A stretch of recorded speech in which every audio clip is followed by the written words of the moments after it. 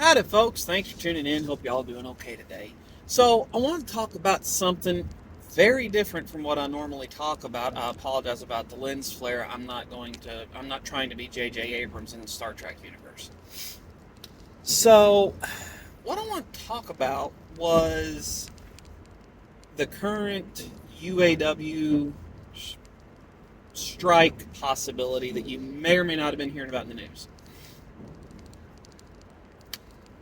And just going to give you some perspective as a worker, what a day in the life is like. So my shift runs from 6 until I'm done, Monday through Thursday. There is a night shift that runs from 6 p.m. to when they get their number, Tuesday through Friday. And then there's a shift that runs kind of this weekend split shift. They run Friday and Saturday morning, 6 a.m. till when they get done, and Saturday and Sunday night, 6 p.m. until they get done. So, that happens. My day, I try to get in the parking lot, and I realize I live out in the boonies. I got to get up super early for it. That's not the company's problem. But I try to get in the parking lot, and there's a lot of people showing up 45 minutes to an hour ahead of shift. That lets you get a decent spot in the parking lot. You're not having to run up and down through the lot 5 times to try to find the spot, and you're not having to walk as far to get in or out.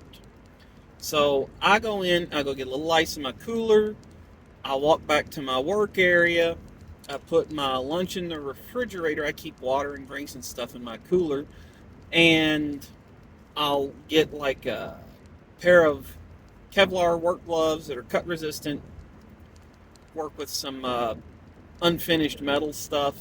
Got to have something cut resistant in there. A lot of guys, they have to wear either Kevlar sleeves or full length coveralls, depending on where they're working. Some people in the paint departments, they even have to put their hair up in hair caps, working in body or working in the paint departments and stuff. Get to work, get all my tools and stuff laid out that I'm going to need. I'll run to the restroom, and then I'll get my area maybe tidied up a little bit. If there's anything left out of place, I'll get that out of my way and taken care of.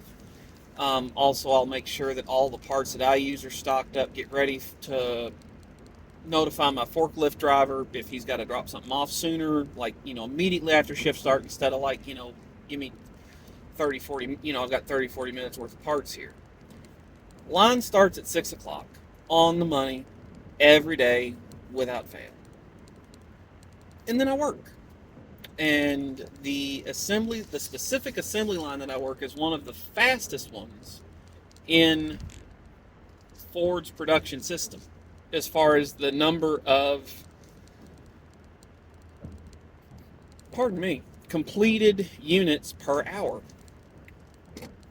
My assembly line feeds multiple assembly lines, so we've got to be quick. Somewhere around 7:30 to 8 o'clock, there's a light that I turn on, and that lets a guy that is not actively building trucks all the time know, when you get a minute, I want a bathroom break. I have to wait anywhere from 5 to 40 minutes for him to show up, for me to go take a bathroom break. Come back after 5 to 10 minutes. Finish up working until I go to break at 9 o'clock. Get 30 minutes to sit down and relax. I'll always run to the restroom right before I come back from break to start up. Also, something they can do, they can adjust the break schedule as needed in the event that there's a issue on their time. So, what do I mean when I say that? So, they can call a 7 o'clock early break if, say, a piece of equipment were to break, or there's a supply chain issue, or even if there's a medical emergency on an assembly line, they might go to early break to allow the in-plant paramedics, a stopped assembly line to run through, go help this guy, get him out of harm's way, start rendering aid. And stuff like that can happen. We've had several people pass out due to the heat. Our plant recently got AC in some parts of the building, which makes it pretty comfortable compared to what we're used to. We'd see 95 degrees in there all night sometimes, and there's fans, but you gotta do what you gotta do. So, come back, work for 2.5 hours, and then if they didn't call an early break, they may call an early lunch. They can call that as early as 11 o'clock. They can only call an early break one time a day. So, go to lunch, eat my lunch, go to the bathroom, come back, work for 2 hours. You go to somewhere in that 2 hour time frame, they'll actually let you know how long they project that you're going to be there that day. That is not a guarantee. That is just how long you will be. That determines how long you're going on break for. You get so many minutes of break per hour. So that last break, or the total duration of expected time you're going to be there, will determine how long your last break is. Lately, they've been saying we're going to be there from 6 to 6. Sometimes they'll say we'll be there from 6 to 5:30. And go on that last break, somewhere between 20 to 25 minutes. Go to the bathroom. And then you work till somewhere between 5 and 5:30, and you're out of there. So you've been on company property for 12 hours at this point. You got paid for anywhere between, say, 10 to 11 and a half of it, because you don't get paid your half-hour lunch. At that point, you go to leave. The parking lot is exactly that, a parking lot full of cars where hundreds to thousands of people are trying to get out of. The population at my plant, the number of workers that go in and out every day to actually build trucks, not administrative workers, is somewhere around 7,000. Now you divide that by 3, but you still end up with anywhere from a couple hundred. Like I said, there's a ton of assembly lines in there that aren't necessarily linked hard together, so you can have an assembly line that's building this component that goes home a little earlier because there's a buffer between this line and the next line where that part they were building goes into the truck. So you'll have, like I said, anywhere from 100 to thousands of people trying to get out of this parking lot at roughly the same time. Then you get out on the roads, and there's a lot of businesses that get off at similar times, so it takes an additional 10 to 30 minutes to make the ride home compared to the ride to work. Then you get home. Like I said, I know that I'm at a distance by choice. I could sell my house and move closer. I just have no desire to do either of those things because I hate moving.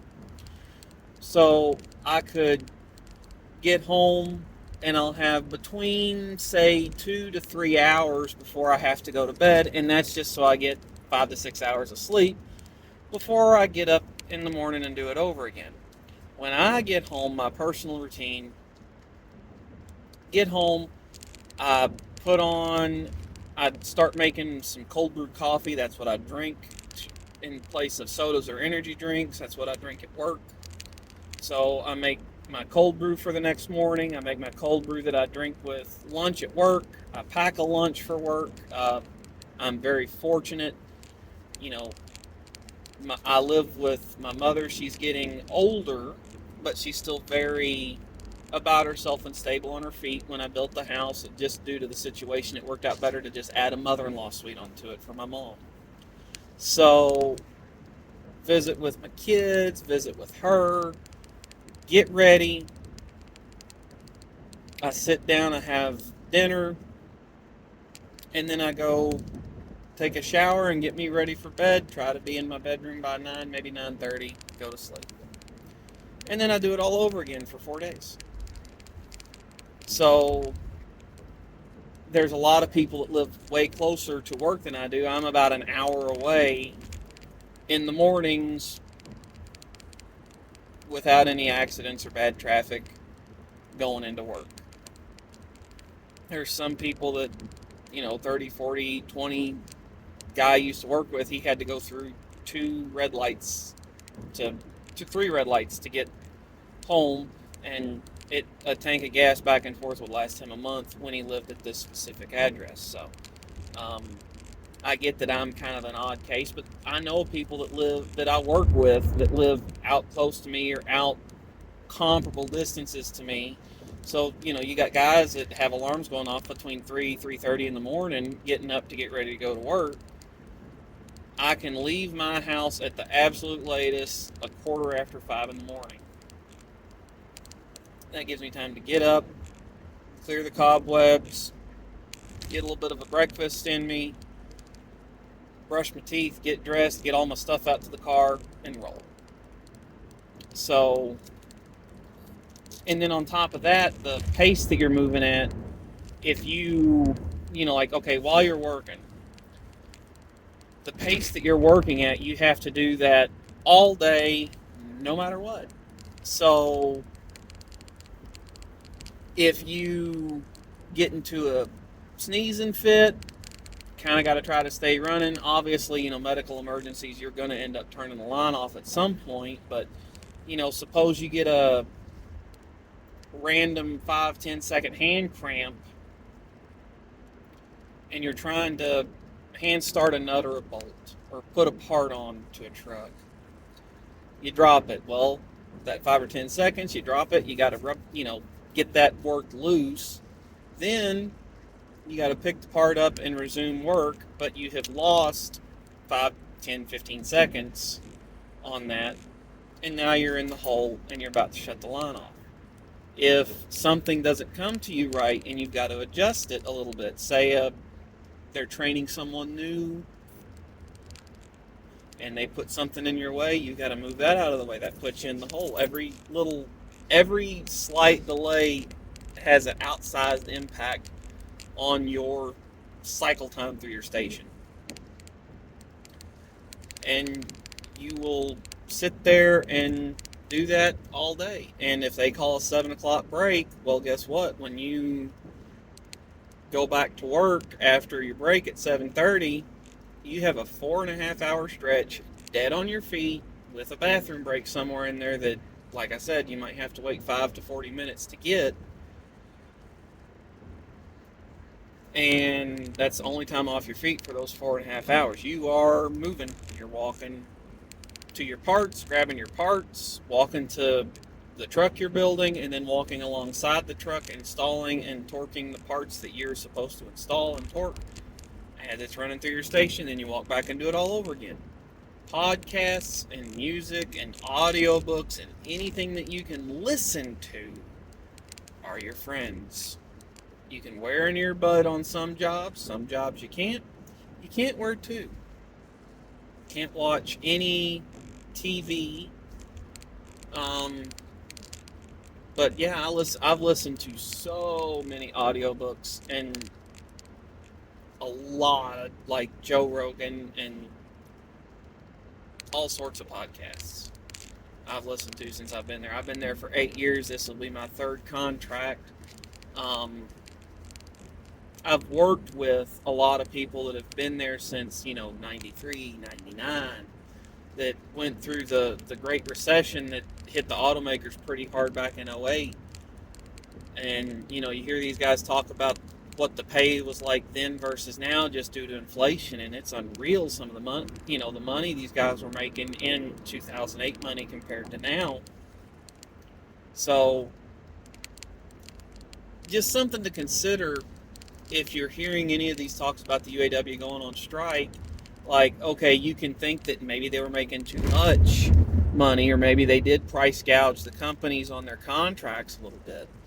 But in real terms, the people that had gotten top pay before 2019, they have lost money and buying power every year since the 2019 contract went into effect. The only way that they could get more money or to get more purchasing power every week, is to do a voluntary stayover if the company will let you,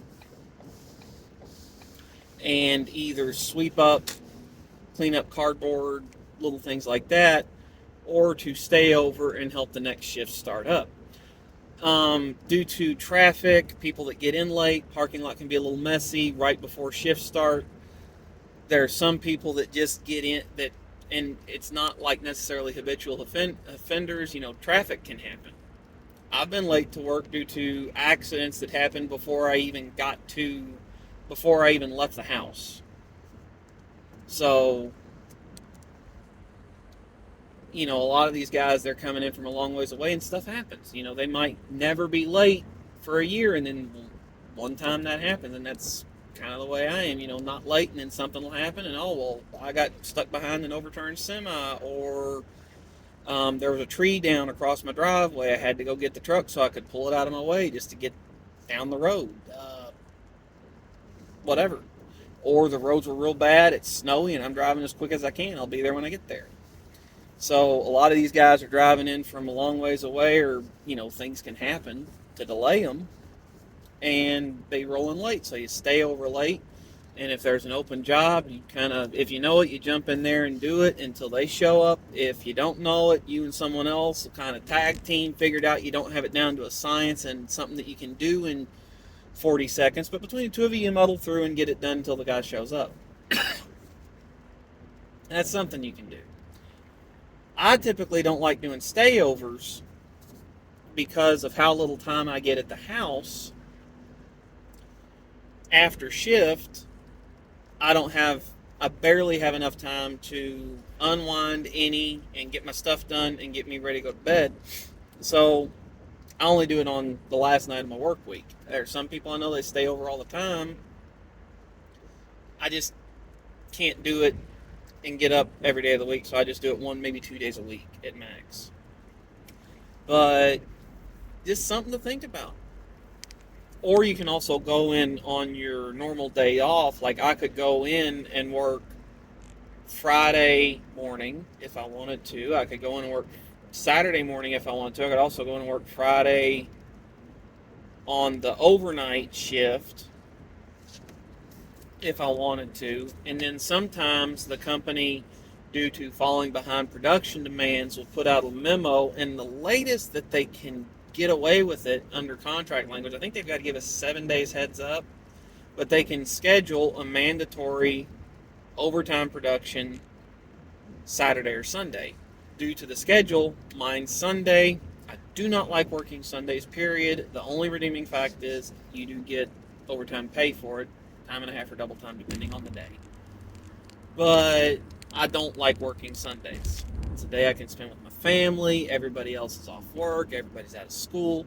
Do not like working Sundays. I also like going to church. But production has to be met. And there are times that, you buy tickets to go to something, you plan something with friends or family, and all of a sudden you got an overtime day. Now, you can try to weasel your way out of it, but they don't like doing that because they know they're going to have attendance problems anyway. Another thing, our attendance policy. And I'm not complaining about it. I've never been in attendance trouble. I've got down to the wire on getting into it, but I haven't. I want to say it's 5 days per year that I can call in, miss work, and get a normal day's pay for it. 5 paid call-in days per year. As of right now, where I'm at in the vacation progression, I think I get 2 or 2.5 weeks of vacation, up to 2 of which can be used in June or July when the company does their maintenance shutdown for summer.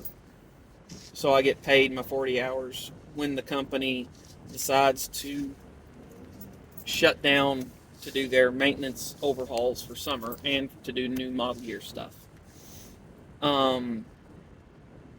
There's a festival in my town tomorrow. I see food trucks pulling up.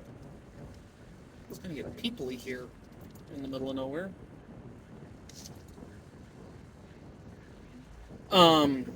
So anyway, that's a thing that happens.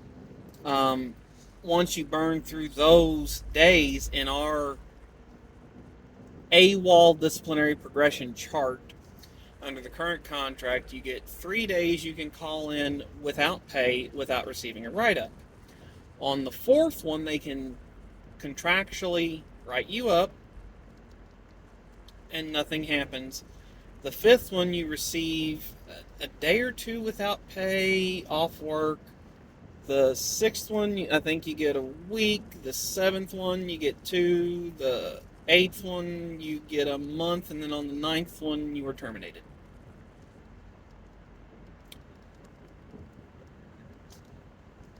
Pretty tough attendance policy. So, and that can be anything from, again, hey, one time I was heading into work in this car that I bought 3 years after I started working at Ford. I like my little car. It does exactly what I want it to do. It is slow and it is cheap to drive. I bought it to do those two things. I'm currently showing 37 miles a gallon. It does exactly what I want it to do.